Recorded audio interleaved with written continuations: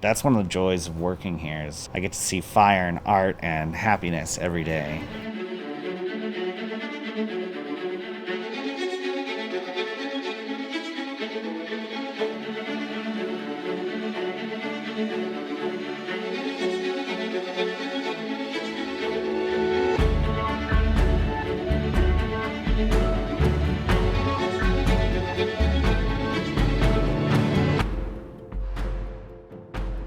When students come into Sonoran Glass School and they make something, whether it be, a tourist off the street who does one of our make your own glass art experiences, or somebody who's taken several classes and they're in our intermediate or advanced series classes, there's just an immense sense of pride and enjoyment on people's faces when they see a piece of glass art that they made come out of the kiln.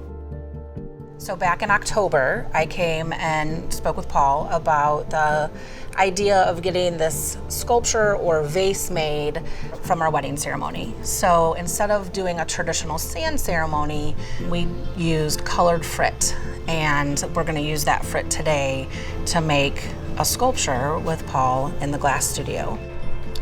All right, guys, should we get started? Yeah. Let's do it. Come on over here. Show you our furnace. This is our furnace. This is where we keep the molten glass. It's 2,114 degrees, and then I'll give you a little peek of what that looks like. That is molten, clear glass. You can see that if I stop turning, it would drip a little bit. It would drip all over the floor if I didn't flip right then. But we're gonna go start adding a little bit of colors. Think about that, Pierce, when you see this. We watched every little bit of this being made. Yeah, and you helped, buddy. So that is super cool. It was a lot of fun and exciting to see the finished product and the sculpture that the three of us made together. Well, basically, people come in here and sometimes they don't even know how in love with glass art they are until they see it, until they experience it. I was doing some of the make your owns in the flame shop, and I was just fascinated. Like, you had this fire and you were melting glass, and glass itself is such an interesting substance from a physics and chemistry standpoint. I mean, I love science, so it's like I can see science being applied in such a creative, artistic fashion. And I loved it, and it was the coolest thing ever. It took me about 6 months to actually get in here to take a class, and I've been taking classes and coming in and using time in the studio ever since. No matter what day or what time I come in, there's a groove. And probably that's what's made my life the most different, is that I have a place where I have instant social no matter when I walk in, no matter what time of day.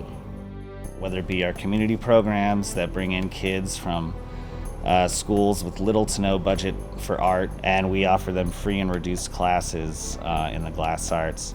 And then you have retired people looking for, a new hobby in life or a new way to connect with other people their same age coming in, and maybe they're in the warm shop working on gifts for their family. So it's that kind of transformative quality and that enriching of people's lives that I think makes what we do here really special.